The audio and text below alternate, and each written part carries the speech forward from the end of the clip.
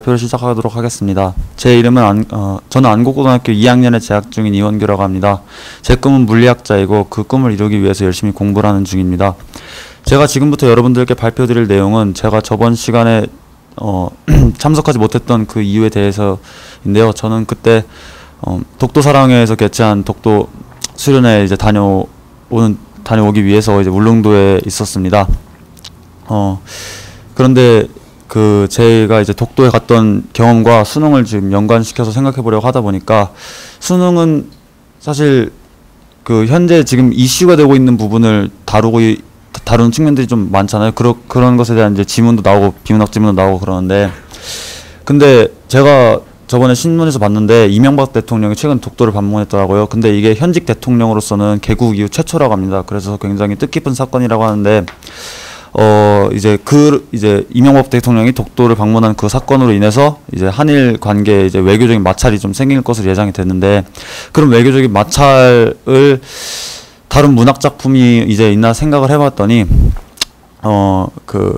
을지문덕의 여수장 우준문 시가 이제 그 당시 고구려와 수나라와의 좀 전쟁 중이었던 그런 이제 다툼을 좀 이제 완곡하게 표현을 해가지고 그냥 가라 이런 식으로 이제 완곡하게 표현을 했는데, 그것과 그 다음에 지금 현재 이명박 대통령이 독도를 방문함으로 인해서 이제 생기는 외교적 이제 파장을 좀 연결시킨 문제를 내면 좋지 않을까 생각을 해봤습니다. Hi, my name is Iwon-gyu and I'm a second grade student at Angkok High School. And last week I couldn't come to this class because I was at Ulleungdo and I was attending this camp that was involving several activities around Dokdo and Ulleungdo, and we did many activities there. We gave out posters to tell people to show people how important Dokdo and Ulleungdo is, and we had debates about how to protect Dokdo. And the surprising thing is that we only could stay at Dokdo only 20 minutes because I heard that it was a policy that people couldn't stay in Dokdo for more than 20 minutes, and it was kind of disappointing because it took 2 hours and a half just to go to Dokdo from Ulleungdo on a ship, and so it was five hours total forth and back, and we only could stay 20 minutes there, so it was kind of disappointing. And other than that, it was a tiring experience, but I think I had a good time there, and I met good people and some people I don't like, but it was a good experience overall. And after I came back, I was kind of tired, but I had a good day's rest, and I could just snap back and study. Thank you.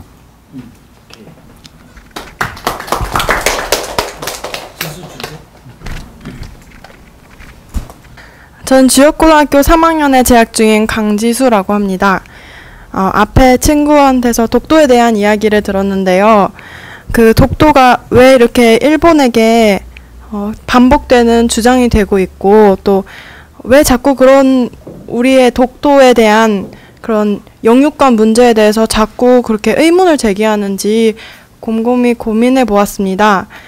그런데 제가 생각하기에는 이런 일본의 독도에 대한 그 태도가 아마 일본 지금 내부적 상황 때문에 발생된 것 같습니다. 일본 지금 내부적으로 매우 약한 상황이고, 그리고 문제도 많이 제기되고 있죠. 그래서 예전에 우리가 일제시대 때 그 일본이 그 자기네 국가 안에 있던 그런 그 전투나 전쟁 그런 상황을 되돌리기 위해서 그 다른 나라에 대해서 제국주의적 정책을 핀 것이 다 아시겠지만 그렇습니다. 그런데 지금 일본이 우리 독도에 대해서 취하고 있는 태도는 그때 상황이랑 비슷하다고 생각합니다. 또 그 이명박 대통령이 독도를 방문하게 된 계기는 우리가 지금까지 완곡하게만 독도가 우리 땅이라고 주장을 하다가 이런 일본의 막무가내 외교 정책이나 아니면 그런 주장 때문에 더 이상 물러설 수 없는 상황이 되었기 때문에 이렇게 적극적인 대안을 펼치게 된 것 같습니다. I always wondered why the Japanese always insist that doctor is their realm, and as I wondered deeply, I find that this kind of situation will arise such like the long ago there was a nationalism politics in Japanese society, and I think they are franchise the traditional trend of Japanese. And also, I think the Lee Myung-bak president insist of Dokdo toward Dokdo is the very 적극적인 attitude toward this kind of Japanese 태도. Thank you. 지금 접근한 것을 수능 비문학 지문으로 한번 가보죠. 이렇게 출제할 수 있겠다. 예, 선생님, 제가 이것을 수능에 접근해 보자면 이 문제는 우리의 나라에 굉장히 민감한 사안이기 때문에 아마도 역사 문제와 섞여서 비문학 문제로 출제될 가능성이 높을 것 같습니다. 우선 우리나라와 대비되게 일본은 좀 왜곡된 진실을 역사 교과서에 담아왔으며, 그리고 그것이 진실인 양 자꾸 언론에 그런 것을 비치고, 그리고 우리나라는 거기에 대해서 항상 적극적이기보단 약간 뒤로 물러선 태도를 보여왔기 때문에 여기에 대한 논설문이 나올 것 같고요. 그래서 논설문의 전체적인 어조로는 약간 우리나라의 좀 소극적이었던 그런 태도에 대해서 비난적인, 약간 비판적인 어투로 나올 거라고 예상됩니다. 그리고 만약에 문제로 접근해 보면 이런 지문에서 그 글쓴이의 어조나 태도가 논설문에선 중요한 부분이기 때문에 이런 전체적인 내용을 묻는 문제와 여기에 더불어서 학생들이 이 글에 대해서 파악한 내용으로 나오게 되어서 그 학생들 의견 중 적절하지 않은 것으로 출제될 가능성이 있다고 생각합니다. 감사합니다. 만약에 이것을 다시 다른 영역으로 묶어보자면 아마 문학 영역으로도 출제될 가능성이 있어 보입니다. 일단 독도에 대해서는 여러 가지 시나 소설 같은 소설 같은 영역들이 출제될 수 있고, 또 그 독도가 단순히 비문학뿐만 아니라 우리의 세종실록이라든가 아니면 여러 문학에 걸쳐서 나타나는 표현이 있기 때문에 그런 부분이 수능에 출제돼서 직접적인 주장은 아니지만 약간 간접적인 그런 독도가 우리의 영토라는 사실 밝혀줄 만한 자료가 출제될 수 있을 것 같습니다. 좋습니다. 언어영역 비문학을 갔는데 아예 국사의 근현대사로 이것이 다루어졌다면 어떤 문제가 나올까요? 일단 현대사회에서 박정희 정부가 경제발전 정책을 펼치면서 이 부분에 대해서 한일 협약을 체결하면서 약간 일본의 독도 문제에 대한 강력한 제재를 가하지 못했고, 그 경제적 지원을 받는 과정에서 약간 이 부분이 좀 뒤로 물러나게 된 문제 같습니다. 따라서 그 부분이 근현대사 문제로 출제될 확률이 높을 것 같습니다.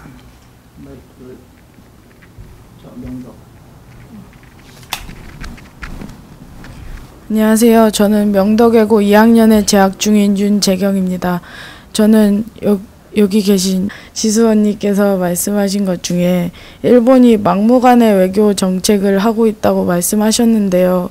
제가 생각하기로는 일본이 막무가내 외교 정치를 하고 있지 않다고 생각하는데, 그러면 제가 이거를 영어로 정리하자면 when I was hearing the speech from the 지수, I thought that 막무가내 외교 정책 is kind of wrong because Japan is trying very hard to find the reason why the Japan Dokdo is their territory, and I believe that Korea is doing putting less effort in proving that Dokdo is our territory.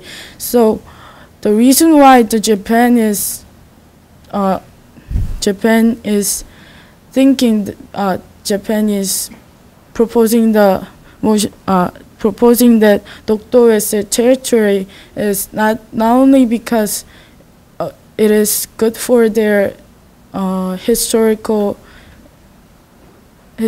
things, but also when Dokdo becomes their territory, they're going to have more sea which contains a lot of things such as natural gas, and which will help their economy.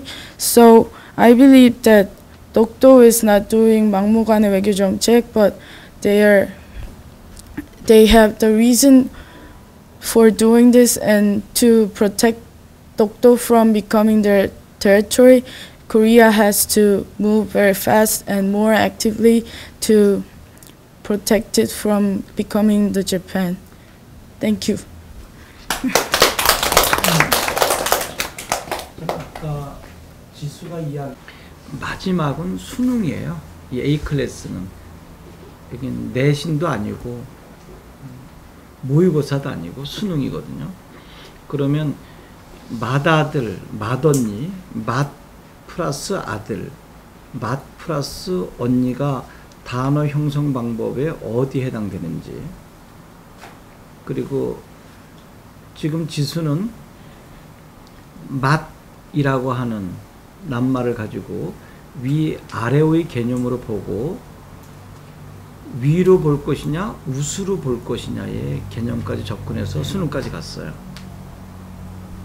그럼 먼저 맏아들 맏언니는 단어 형성 방법 어디에 속할까부터 규명을 해줘야 되지 않을까요? 예. 파생어와 합성어가 나왔다는 부분에서 단일어와 복합어가 구별하는 방법에 대해서 생각을 해보았는데요.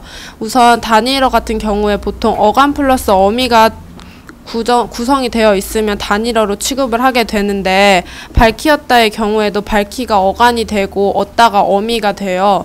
그런데 여기서 어간이 밝히라는 부분에서 발이 용언의 근이 되고 희가 사동 전미사가 돼서 파생적으로 만들어졌기 때문에 밝히었다의 경우에는 단일어로 취급하는 것이 아니라 복합어로 취급해야 한다는 부분에서 생각이 났습니다.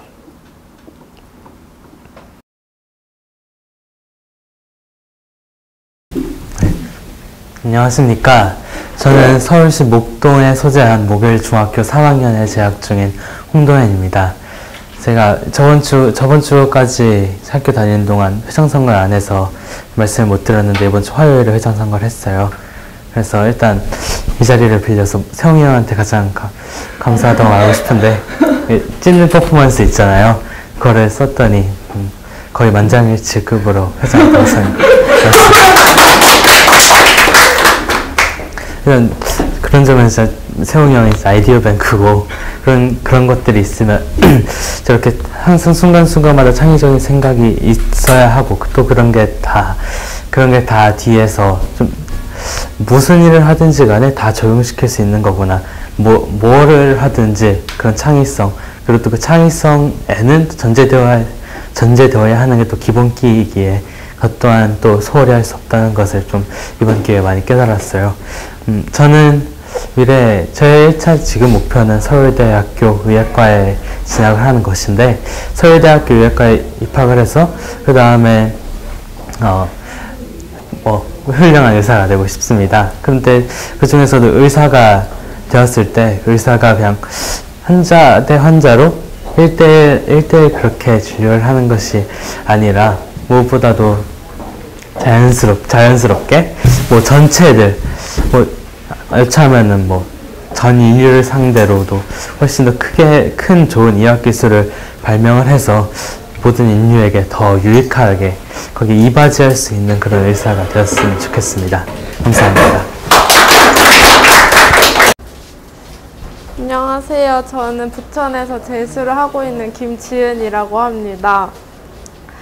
우선 제가 재수를 하는 동안 느꼈던 것을 여러분께 말씀드리고 싶은데요.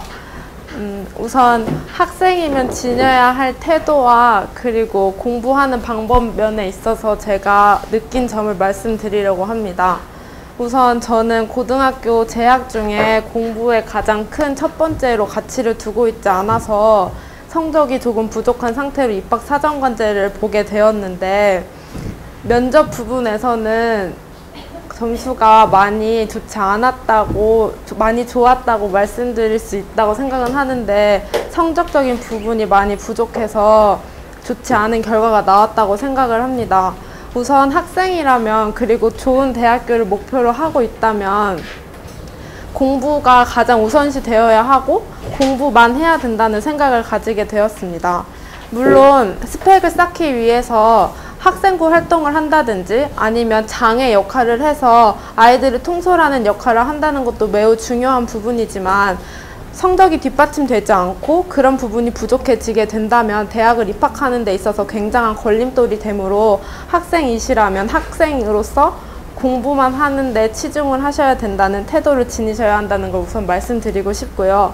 그리고 제가 공부를 하면서 가장 크게 느꼈던 점은, 공부를 하고 문제를 풀고 오답을 하는 것도 매우 중요한 일이지만 자신이 공부한 것이 어떤 것이 있는지에 대해서 다른 사람에게 말하는 과정이 가장 중요하다고 생각을 합니다.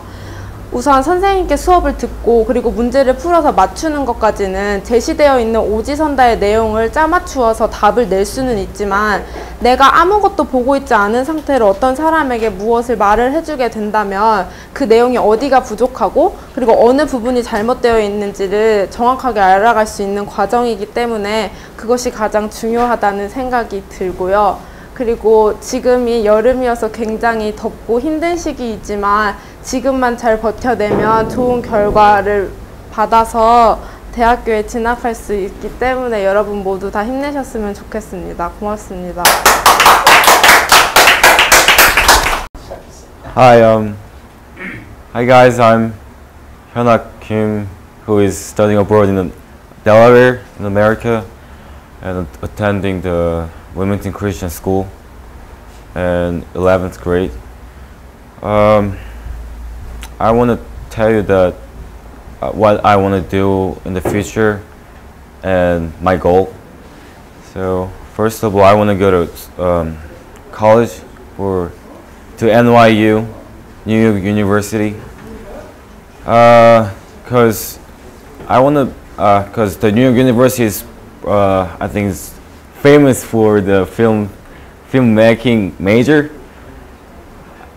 So that's why I want to go there, because I want to become a movie director and make great movies and earn a lot of money. And my favorite movie director is Christopher Nolan, who made Inception and Dark Knight and Memento. So after 5 years, if I achieve my goal, I will become famous movie director or maybe some person who still go to still studying about the movie and have passion about movie. Then anyway, nice to see you guys, and thank you for listening to my my presentation. And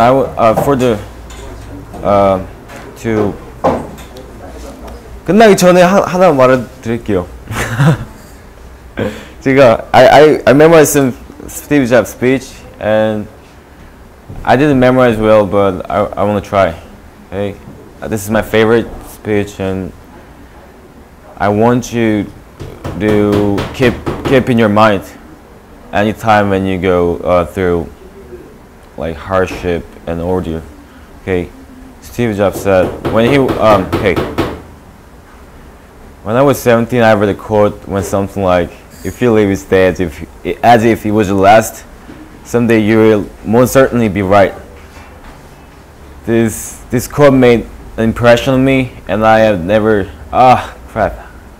And for the past 30 years, I look in the mirror every morning and ask myself, if today were the last of my life, what I wanted to do, what I'm about to do today. And whenever the answer has been no for too many days in a row, I know I need to change something. So yeah, this is my favorite lines he said. And yeah, if you die tomorrow, are you gonna scare of it, or you would think that I did nothing and I would die? If that's why you think and worrying about it, that means you had something wrong in your life. Because 후회하지 않게 사는 것이 가장 중요하다고 생각합니다. 감사합니다. 안녕하세요. 저는 지금 진산여고에 재학 중인 3학년인 이미정이라고 합니다. 그래서 저는 제 꿈은 연세대학교 국제학부 UIC에 들어가는 게 제 목표인데, 그래서 저는 지금 영어로 대학을 가는 거를 준비하고 있어요. 그래서 제가 좀 이따 잠깐 영어로 말할 테지만 저번에 제가 타이밍을 놓쳐서 말을 못했는데 제가 회장이 됐어요, 이번에. 그래서 무엇보다 선생님께 너무 감사하다고 말드리고 싶고, 제가 이제 짧게 영어로 말씀드릴 텐데, I see that you have come to here, and I know that you will feel kind of awkward because this is kind of new environment to you, but I think you are one of the fortunate students to come to this class because I have learned so much things through this class, and I was able to apply such knowledge to my school studies. So I'm sure that this can become one of the stepping stones for you. And so today I know that many students have prepared their presentations, but unfortunately I wasn't able to, so I'll be looking forward to make you guys speech later. So thank you.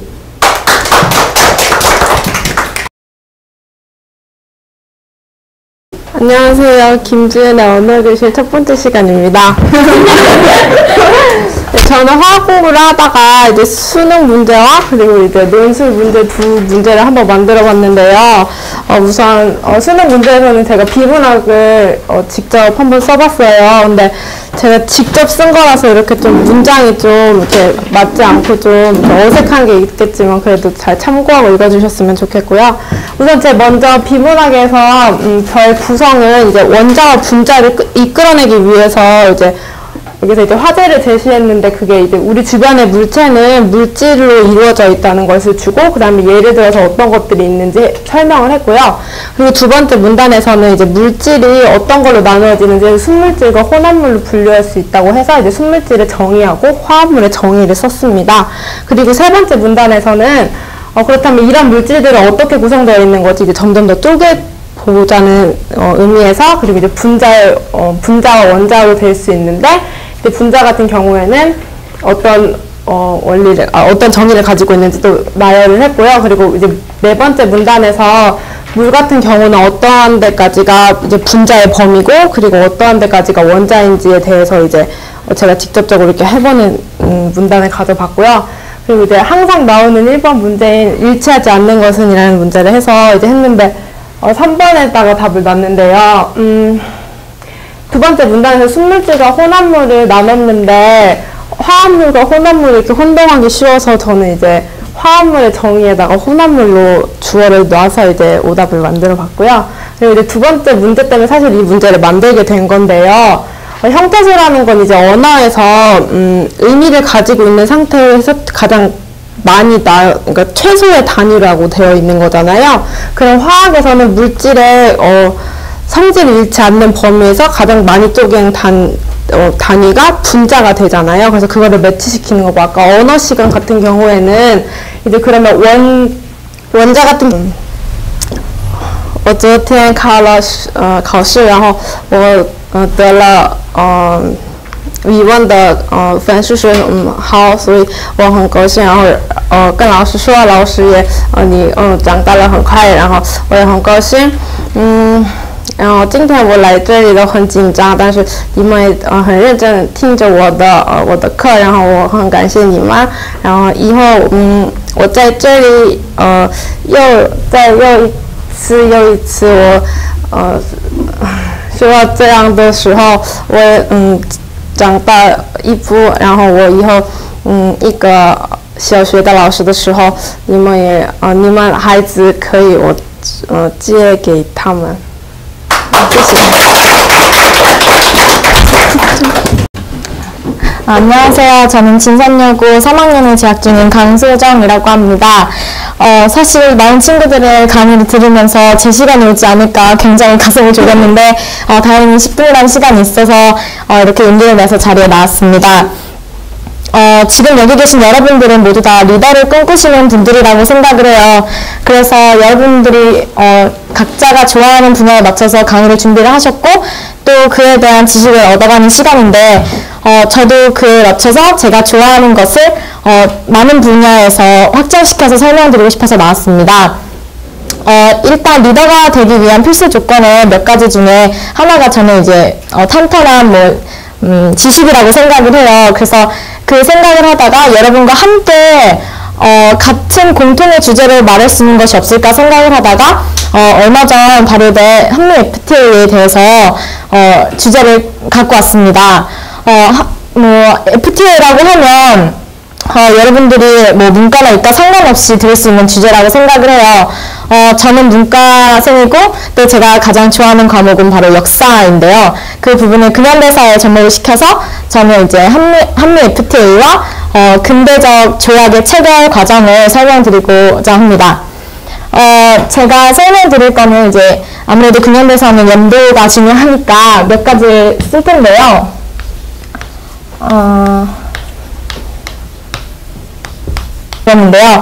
제가 드리고 싶은 말씀을 좀 간단히 정리를 하자면 자신이 좋아하는 과목을 공부를 하다 보면 이 부분은 이쪽이랑 연결될 수도 있지 않을까? 여기는 또 여기랑 연결될 수 있지 않을까? 라는 생각을 많이 하게 되는 것 같아요. 그래서 사실 FTA라는 단어를 처음 보고 또 사실 제가 토론을 굉장히 좋아하는데 한미 FTA의 장단점을 이제 조사하는 부분에서 이 부분이 역사로 가면 우리 근대적 조약과도 이제 비교를 해볼 수도 있지 않을까라는 생각이 들었어요. 그래서 여러분께 앞에서 나오는 강의 주제로 근대적 조약을 준비했고요. 이 조약을 보면서 사실 우리 흔히들 역사는 보고 배워야 하는 거울이다라고 말을 많이 하잖아요. 사실 지금 강의를 찍고 있는 이 시간이 벌써 한미 FTA가 체결되고 난 다음이잖아요. 그게 이미 체결됐다면 그거의 장단점을 따지기 전에 이미 체결된 상황이라면 이런 과정을 겪지 않고 불평등한 조약이 있든지 없든지 우리는 자세하게는 알지 못하지만 이미 체결된 거라면 그 조약이 앞으로 우리에게 어떤 영향을 미칠지 여러분들이 한 번쯤 생각해 볼 수 있는 계기가 됐으면 좋겠습니다. 제가 준비한 강의는 여기까지입니다. 감사합니다. 저는 중대부고에 다니고 있는 조현재라고 합니다. 먼저 물어보고 싶은 게 있는데 혹시 여기서 이과이신 분들 손 한번 들어주시면 안 될까요? 문이과로 갈라져서 앉은 것 같네요. 네, 잠깐 네, 손을 밀어주시고 제가 오늘 발표할 내용은 저번에 제가 발표를 하고 싶었는데 못했다고 해서 이제 짜증을 냈던 그것입니다. 네, 이것은 이제 이과인 학생들에게 매우 유용한 정보가 될 것 같은데요. 오늘 우선 신비주의를 가정하고 먼저 시작을 하도록 하겠습니다. 저번 주 수업을 좀 살짝 이제 좀 되새겨 보자면은 저번엔 해겔에 대해서 얘기를 했었어요. 해겔의 변증법에 대해서 이제 그때 얘기가 나왔었고 또 이제 추론 방법에서 이제 그 외에도 영역법과 기하학적 귀납법이 있다는 것을 이제 했었는데, 여기서 이제 소장위원님은 이제 변증법의 정반합으로 이제 논술 문제를 이야기를 하셨잖아요. 저는 이제 이과 논술에 관련된 것을 얘기를 할 거예요. 여기 귀납법 이렇게 가면은 이제 여기 수학이랑 연관을 지어볼 수가 있어요. 이제 수학에도 세 가지 정도의 이제 증명 방법이 있는데, 이것을 좀 잘 알아놔야지 이제 논술에서 증명하시오라고 나오거나, 아니면 뭐 수능에서 이제 옳은 것의 개수를 구하시오, 이런 문제가 나왔을 때 이제 유연하게 대처를 할 수가 있는데, 세 가지 종류가 있어요. 직접 대입법,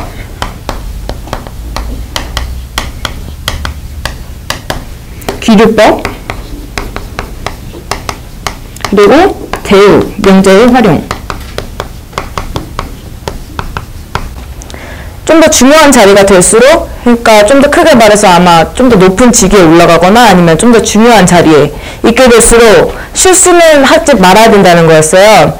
특히 좀 더 완벽을 기해야 되고, 사람들에게 이제 신뢰감을 더 깊이 심어주기 위해서는 단 한 치의 실수도 용납이 되지 않는 거죠. 그래서 네, 저는 이제 이번 실수를 통해서 저는 앞으로 나올 때는 이제 좀 더 초조함을 갖지 말고 좀 더 여유롭게 진행을 하면서